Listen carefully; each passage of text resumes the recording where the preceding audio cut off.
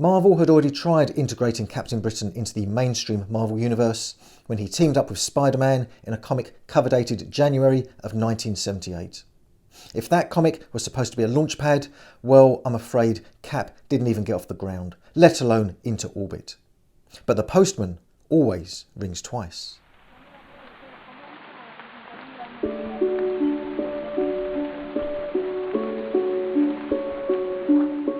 Having made his American debut in issues 64 and 65 of Marvel Team Up, it was hoped that the character of Captain Britain would find a foothold in the Marvel mainstream, the beginning of something bigger. Well, if the correspondence from fans was anything to go by, that was a vain hope. In the only letters page that related to the story, a frustratingly brief letters page, the villain of the story was praised, even the setting, but Cap wasn't even mentioned. So that appearance didn't really achieve anything more than show the USA fanbase that the character existed. Sure, he then appeared in the multinational Contest of Champions, but let's be honest, who didn't? The roll call of heroes that appeared in that series was then recycled whenever Marvel wanted to make a fuss of something. For example, when Rom and Marveldom Assembled fought the final battle against the Dire Wraiths.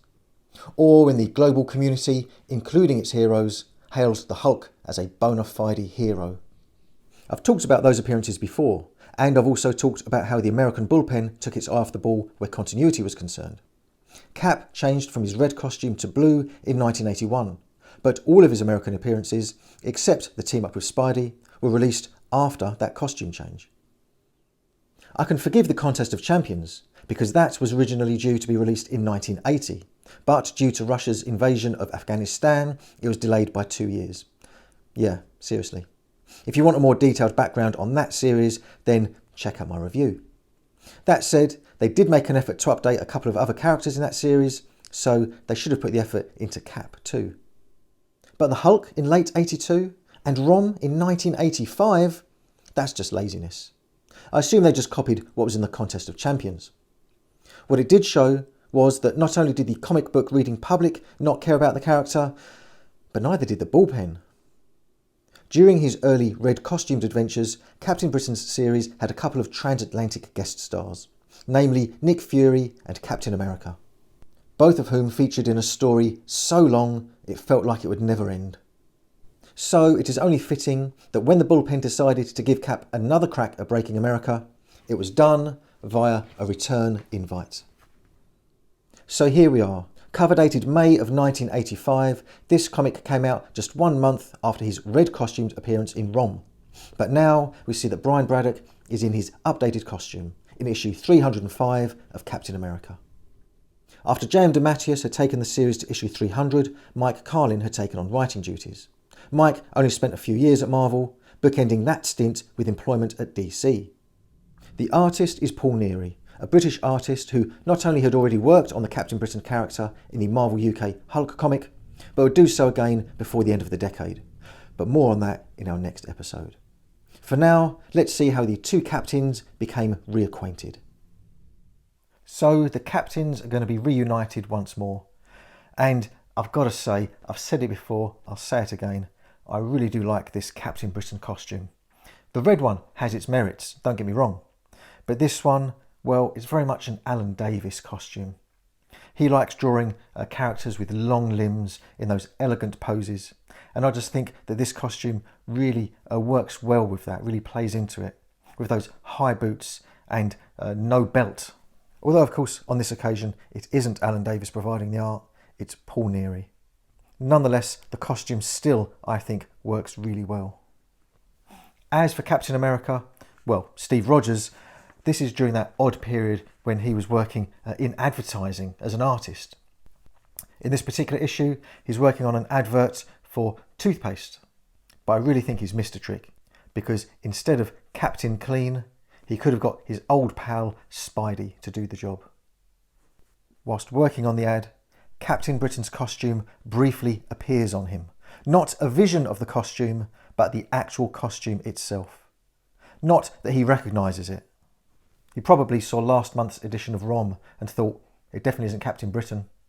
He does, though, of course, recognise the British flag.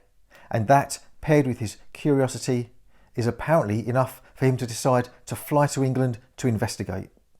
And then whilst he is on the plane, we have a few pages that are focused on Nomad. Now Nomad is one of Cap's old alter egos, but at the moment it's Jack Monroe who's wearing that costume. But, sorry, we don't really care about Nomad. So let's catch up again with Steve at the other end of his flight. After Concorde touches down in Heathrow Airport, Steve ducks out to the gents where he changes before making his way onto the Underground, where he's going to travel on to central London. Now, isn't it irritating when some people pick up on little mistakes, geographical mistakes, local knowledge, things like trains and tubes, that kind of thing? Yeah, well, buckle up, pal, because you cannot get a tube directly from Heathrow to Victoria. Instead, you'd have to get the Piccadilly line and then change at South Kensington for the Circle or District line. Honestly, it just spoils the whole thing for me. Cap then spends a couple of pages mooching around London, which is fair enough because he doesn't really know what he's looking for or who he's looking for, and whatever it is, he doesn't find it. But it finds him. Because here is Captain Britain, although he's speaking in a rather odd way, not the way we're used to hearing Brian Braddock speak. And we get the beginning of a nice little skirmish. It isn't obvious in these pictures, but Captain Britain is actually using his power bolts against Captain America. Now, he was able to produce these by basically extending his force field. However, he hadn't been able to do that since he was resurrected by Merlin back in issue 1 of the Daredevils. Issue 1 of the Daredevils, by the way, had a cover by Paul Neary. Regardless, he doesn't use them against him anymore, and instead we get a nice physical mid-air battle. At one point, Britain refers to the last time they fought, and America thinks, the last time? He and I never... Are you kidding? It was the battle of the century, allegedly. This is a great battle for sightseers, because after beginning the battle on Tower Bridge, the pair of them now smash through the dome of St. Paul's Cathedral. Shortly after which, Captain America is left to fall, apparently to his death, but actually he directs his fall, so another London landmark saves him. The Post Office Tower. The Post Office Tower used to be the hub of communications, certainly in the Greater London area, and it used to be covered in radar dishes. Not anymore, because its uses have changed over the years, and I think recently it's been purchased and is going to be converted into a hotel or something. Back then, it did still have the radar dishes, and Cap makes use of those. Radar dish? Why do I keep saying radar dish? They're just aerial dishes, aren't they? Ah, well, I'm not going to argue with Cap. Because hurling one at Captain Britain, he tricks his counterpart into thinking that he's actually thrown his shield, his only defence. But as Britain gets closer, he discovers the truth. Although the blow doesn't have as much of an effect as Cap was hoping. And he says, "How powerful is this guy?" Yeah, he's had a couple of power upgrades since you last met. The fight then moves on to, well, it was only a matter of time, wasn't it? Big Ben. And still the dynamic fight continues. A bit too dynamic for Captain America, because after being staggered by a blow from Britain then uses his force field blasts to bring a whole building down on him. Captain America has finally been defeated and knocked unconscious. When he comes to, he finds himself in chains. He finds himself in a dungeon. We've all got one of those in England, with a large, unconscious, blonde-haired stranger. Captain Britain soon arrives to gloat and to say that the only reason that he didn't finish Captain America off is because he thinks he'll be more used to him alive than dead. This is the last bit of proof that Cap needs, as he states, "You are not Captain Britain." And it seems he's correct, because the man in the Captain Britain suit removes the helmet to reveal that he is actually Mordred the Mystic. Mordred then tells us a story about his past, about how he has always been the sworn enemy of Merlin the magician. They had a run-in with the real Captain Britain, a part of the adventure that we didn't see. Cap is of course closely aligned with Merlin, so he was a very legitimate foe in Mordred's eyes. He tried to strip Brian Braddock of his uniform, but Brian tried to stop this by sending his costume across the Atlantic to Steve Rogers. That is when it briefly appeared on him. Briefly because he was unsuccessful. Mordred did manage to snatch the costume away from him. He says it's unfortunate that Steve Rogers decided to investigate, but nonetheless, he has now defeated him just as easily as he defeated Brian Braddock. At that point, Cap realises that the other person with him in that dungeon is Brian Braddock. And he says he must have changed his garb since they met a few weeks back. Oh no, you don't write yourself out of a corner that easily. Anyway, Mordred says with our two heroes defeated, now all that remains is for him to summon Merlin and defeat him, making him the most revered magician in the whole of England. Is he forgetting Paul Daniels? We see if his plan is successful in issue 306. Obviously, it's not going to be. But before its inevitable failure, he's going to cause some damage. He really goes for it with those force field blasts now, causing chaos across the capital in an attempt to draw out Merlin. And what's Mordred's beef with Merlin? Well, many years ago, Merlin approached him to become his apprentice. However, Mordred wanted a quicker route to supreme power, and so he chose to study the dreaded book of the Darkhold. That took a hold of him, brought out his evil side, and rather than take responsibility for that, he blames Merlin. Meanwhile, in the dungeons, Captain America is still shackled to the wall, and Brian Braddock is still unconscious. And after Mordred demolishes Big Ben, and we drop in stateside to see Captain America's girlfriend, Bernie, he is still struggling to free himself. But now, finally, Brian Braddock has awoken. And after Steve Rogers pulls the block that he is shackled to free of the wall, the pair of them work together to shatter it. Brian points out that without the suit he doesn't have his augmented strength. So he believes anyway. But this gives a great excuse for Paul Neary to do some really good anatomical studies. As we see both Brian and Steve, very fit, strong, tough guys, but not superhumanly strong, really struggle to lift that weight before the inevitable.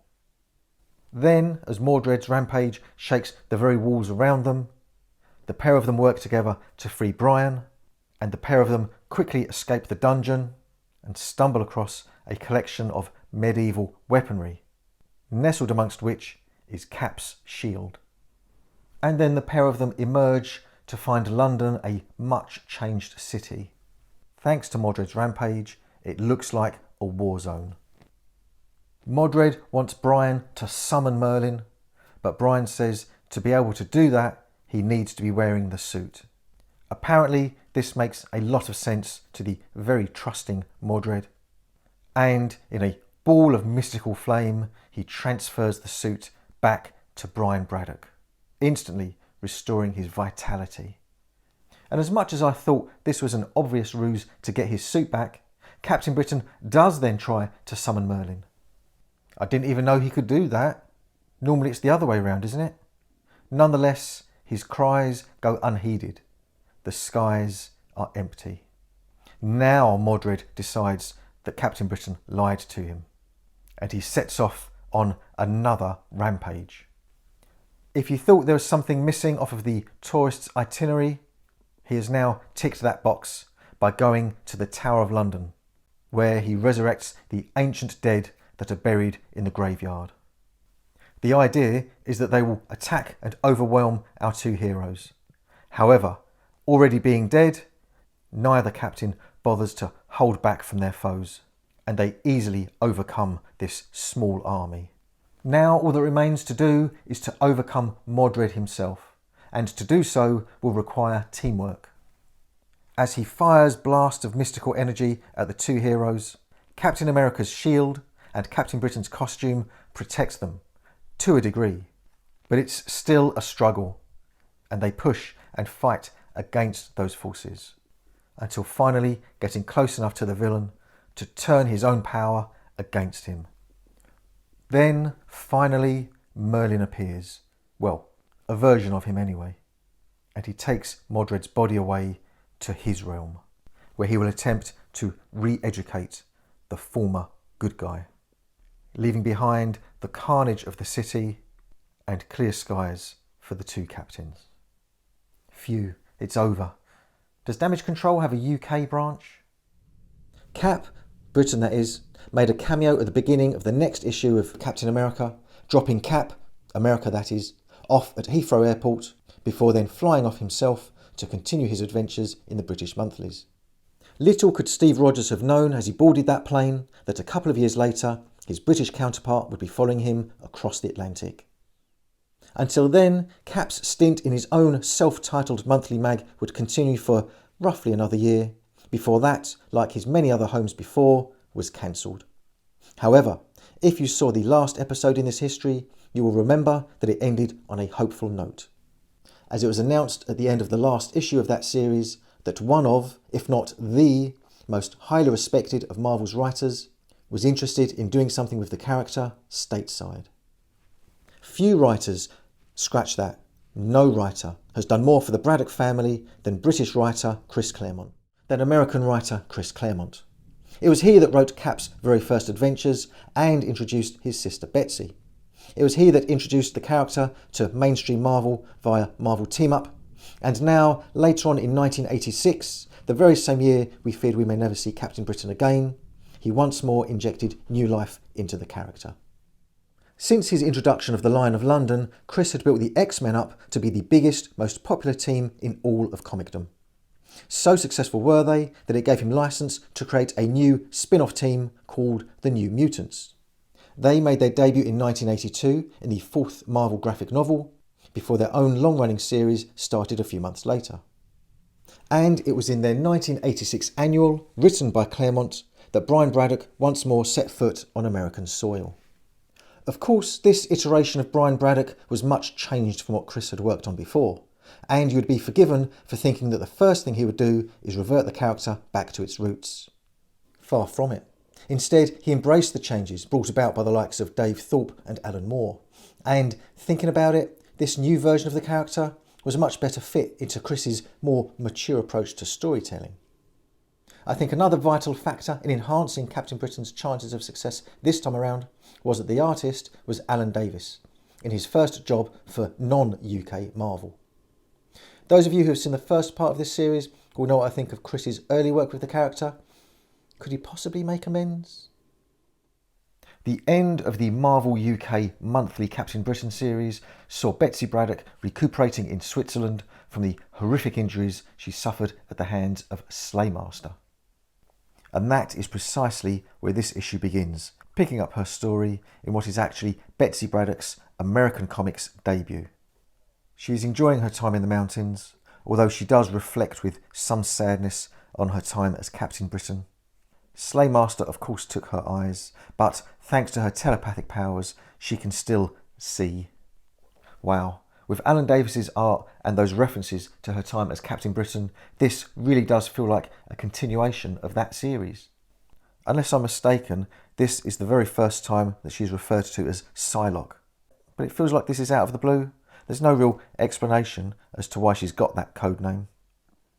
However, she has got far bigger things to worry about, because she isn't alone, and something horrific happens to her. This has happened courtesy of Mojo, who has been brought straight to Betsy's door, courtesy of Spiral, a character that I love to hate. Betsy is referred to as being broken, not least because of her missing eyes, but Mojo is more than happy with that, because as he says, the challenge comes in putting her back together. That was a year ago. Now we fast forward to just 1 month ago, and we join Doug Ramsey and Danny Moonstar in Xavier's school. Doug, aka Cypher, is very unhappy with his lot in life.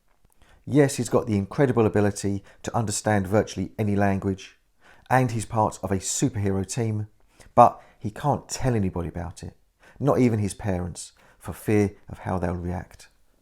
Danny says that she too doesn't have it easy. Of course she is a mutant, but also being a Valkyrie, she has the gift or curse of being able to foretell someone's death, and she wakes every morning with the fear that she will see the Grim Reaper's shadow hanging over the head of someone she loves. She and he and others like them have a choice: either wallow in self-pity or make the best of things, and she knows which she chooses. It's now 1 week ago, and the entire world is glued to the TV watching the sensational new show Wild Ways. And a couple of viewers that we recognise the star of the show, the star named Psylocke. Brian knows this isn't right, that his sister shouldn't be appearing as some kind of avatar on a TV show, and that prompts a visit last night to New York, where Brian is in search of answers. He's convinced that she is somewhere in this abandoned building, but there's no sign of her. He does find something else though. Could it be his dead parents? Unfortunately, the Wild Ways show has a big fan in Roberto da Costa, aka Sunspot of the New Mutants. And in the early hours of the morning, in a half-conscious state, he puts in a telephone call that essentially extends the hand of friendship to Mojo, and Mojo is happy to accept. Finally, we are up to date. It is now today, and after dropping in on a quick training session in the Danger Room, we see that actually Bobby is still at the school, so maybe Mojo didn't take him after all. Although Doug thinks that something isn't quite right with Bobby. If anything, he's too nice. And it's shortly after this, as Warlock, Doug and Sunspot attempt to move a fallen tree, that there is a tragic accident, and Sunspot is killed. Understandably, the whole team is in shock, in despair, and it is whilst in his own despair that Doug visits Bobby's body in the mortuary. Of course, his friend Warlock is there too, and he says he is there to resolve the data anomalies relating to Bobby's body. Those data anomalies show that this is not the real Roberto da Costa. Further tests confirm that this is the case, but what about Psylocke? She is elsewhere with Mojo, who is in a very generous mood. He begins by giving her new eyes, and then elevates some of Wild Ways' biggest abducted fans, including Roberto da Costa and Wolfsbane, into their ideal adult forms. They are all happy to serve him, and they are all going to help lead him to glory. Remember that abandoned building in New York from earlier? Well, once Doug and Warlock have explained to the rest of the team what's been happening, Warlock believes that he has traced Roberto to that same building. The New Mutants arrive, searching for Bobby, but finding a guy named Butch. He is one of Mojo's followers, and he uses his abilities to get the team to turn on each other. Whilst they are fighting, a couple more of Mojo's followers appear, namely the adult Sunspot and Wolfsbane, both of whom are more than happy to turn on their former colleagues. There is another member of Mojo's crew there who is very interesting to us, even though she only appears in a couple of panels. Her name is Jubilee. Yeah, Jubilee. This came out in 1986. It would be another 3 years before the Jubilee that we are all more familiar with would make her debut. Nonetheless, this is clearly a prototype of that character. Not just because of her name, but because of her powers too. But like I said, in terms of this version of the character, in this comic, she appears in just 2 panels and is never mentioned again. Now a new tactic comes into play as another couple of Mojo's followers appear, and they call themselves Template. They refer to everybody there as children, and indeed they have the ability to regress everybody back into the state of childhood. The first to experience this is Magma. But of course, being a mutant, someone whose powers kick in adolescence, becoming a child once more means she loses her powers. They also have the ability to control people's minds, to make them obedient, but this doesn't work on Warlock. and he quickly whisks Doug away from them.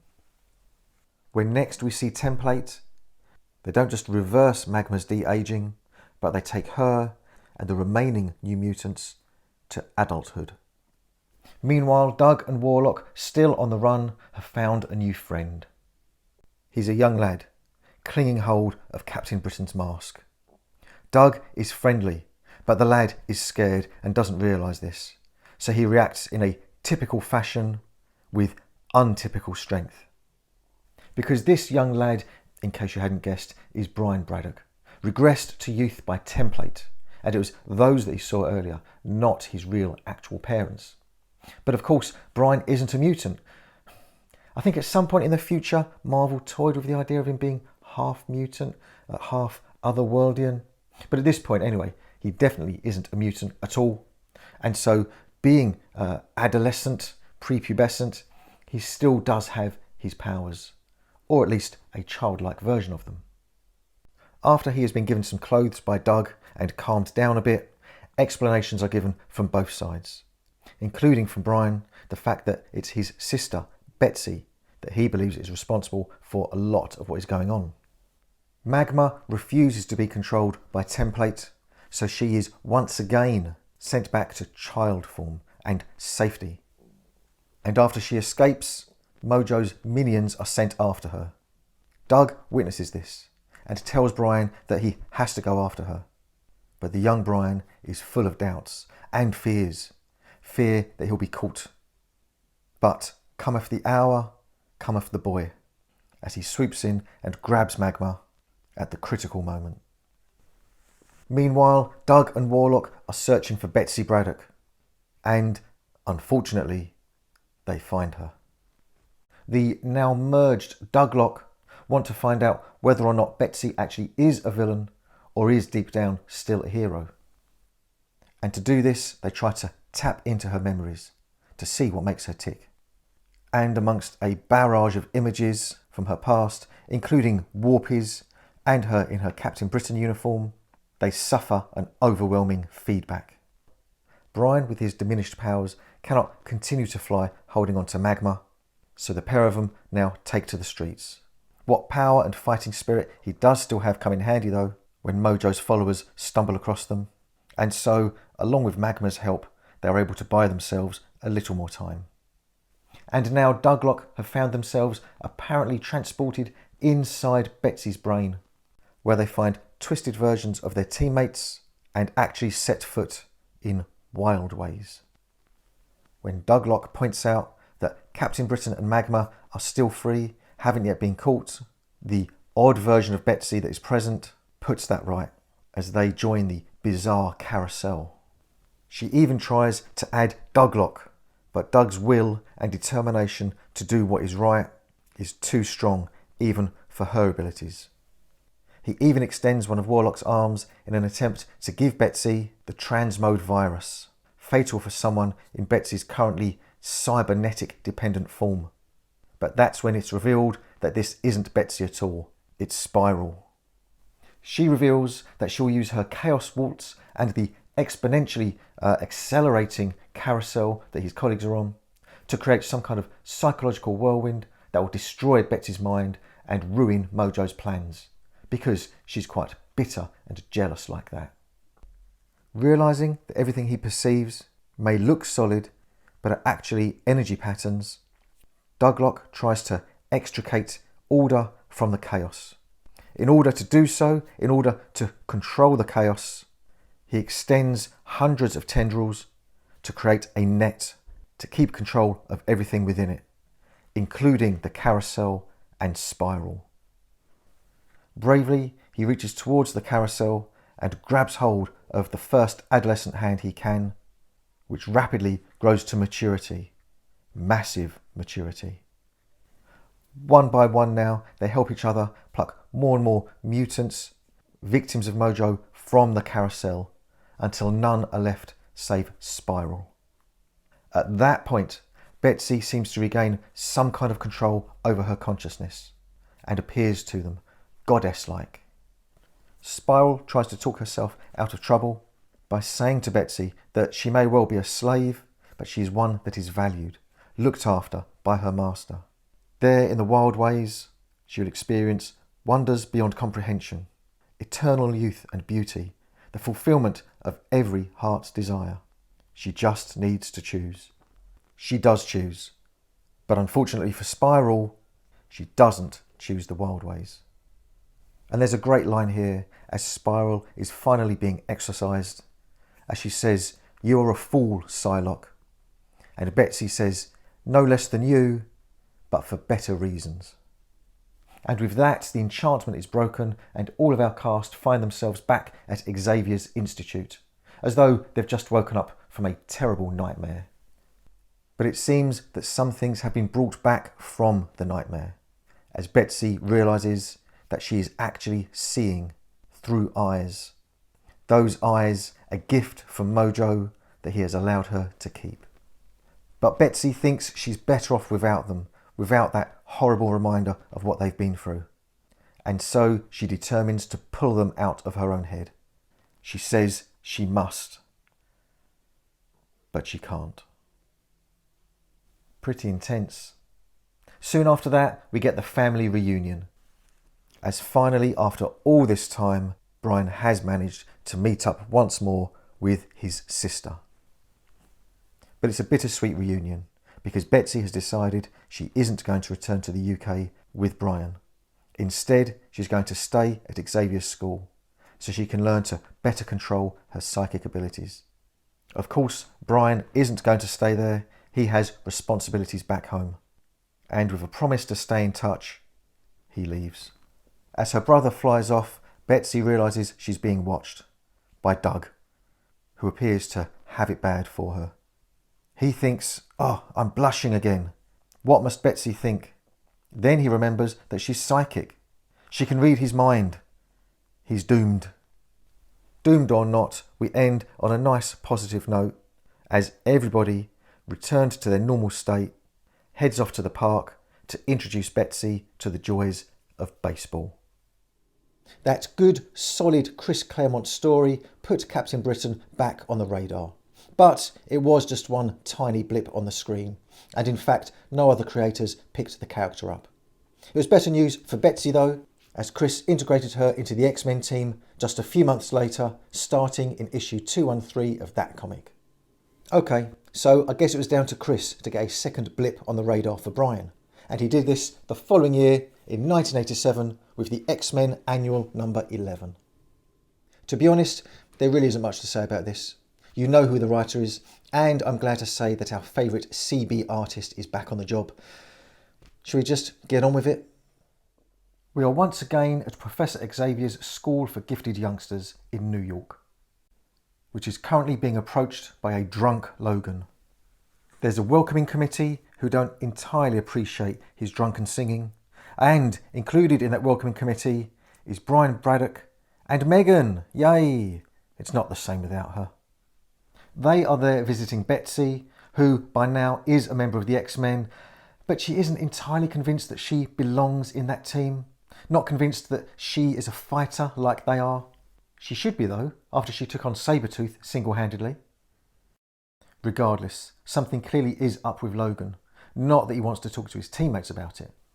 However, we soon see what the issue is. And we probably could have guessed that it would have been about Mariko, couldn't we? Because it turns out that today is the anniversary of their wedding that never was. No such concerns for Storm. She is feeling serene, until, that is, she is attacked. Betsy senses this instantly, and her psychic alarm bring all nearby members of the team to the rescue. In theory. Brian, Megan and Rogue are ineffectual.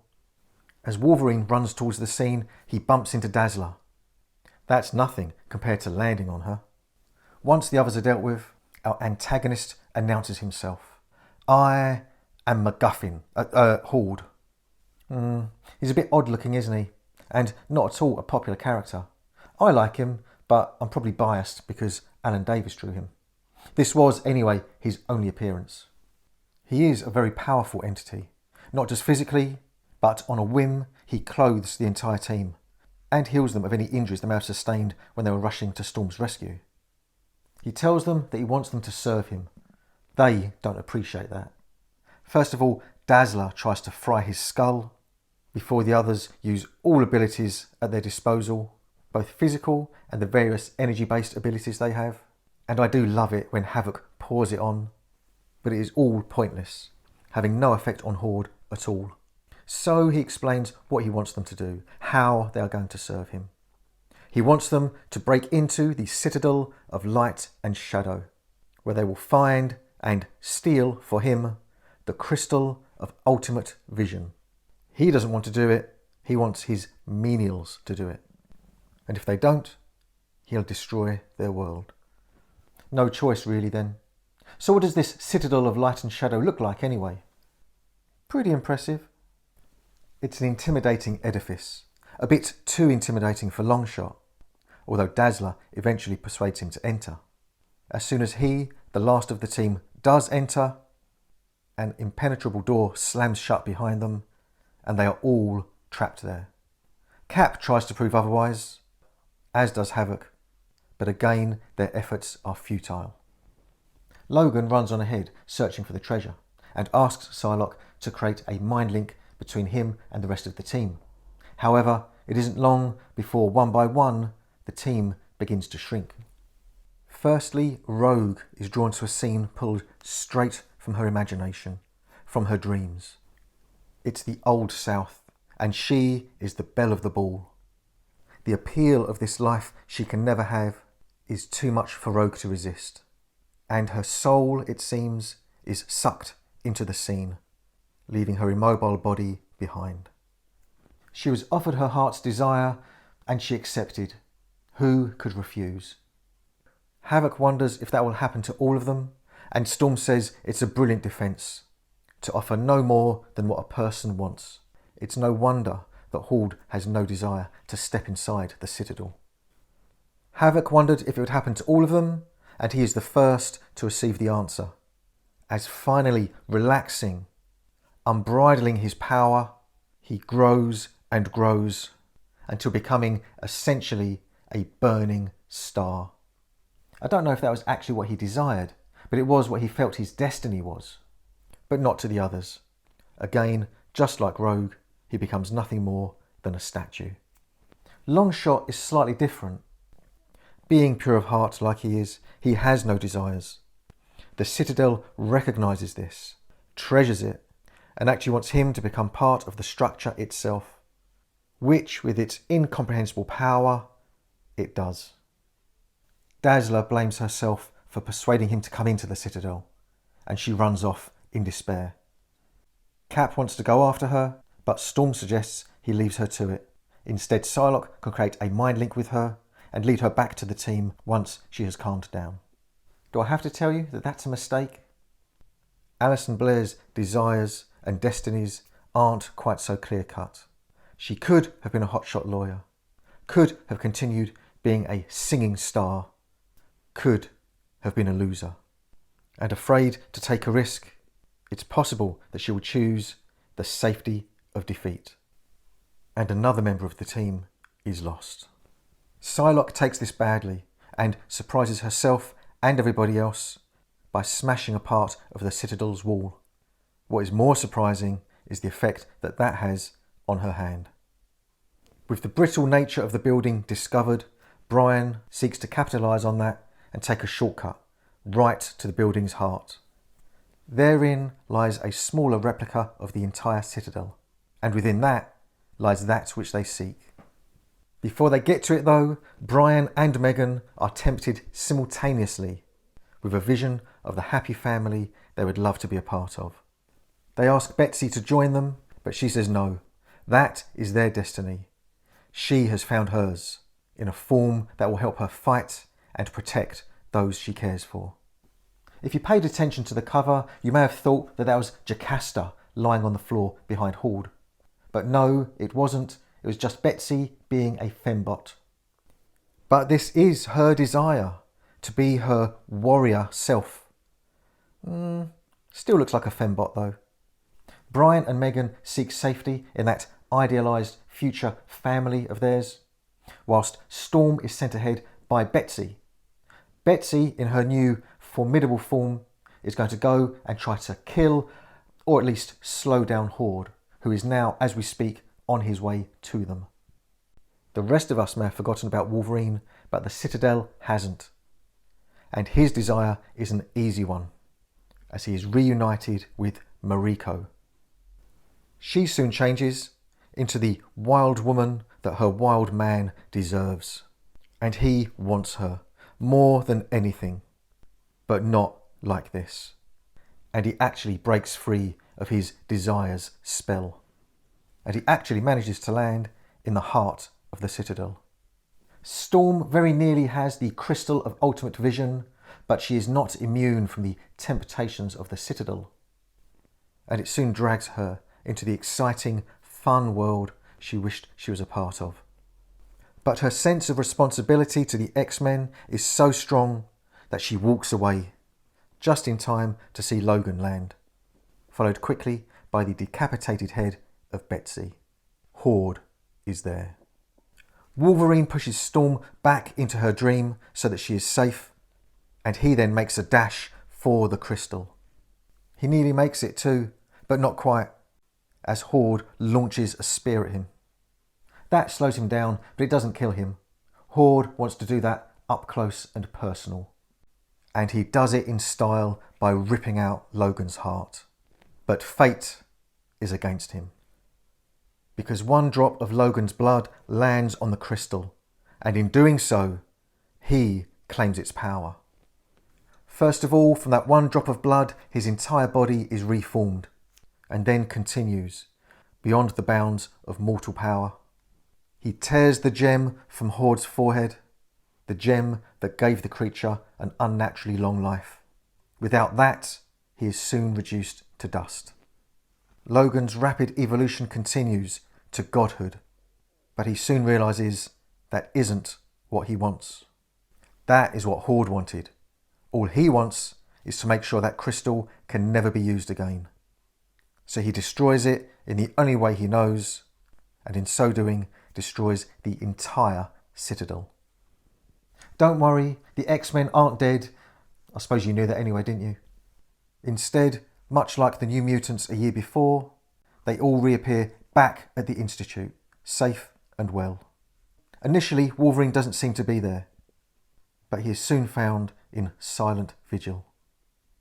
And right at the very end, that strange, sentient Citadel of light and shadow reforms itself. But we never see it again anyway, so who cares? Not a classic, but an enjoyable tale nonetheless. I think so anyway. Even so, once again, no other creator picked the character up. It seemed a place just couldn't be found for Captain Britain in mainstream Marvel. However, events were on the horizon. One dark event in particular that would prove to be a tragedy for the X-Men and lead to the birth of a brand new superhero team.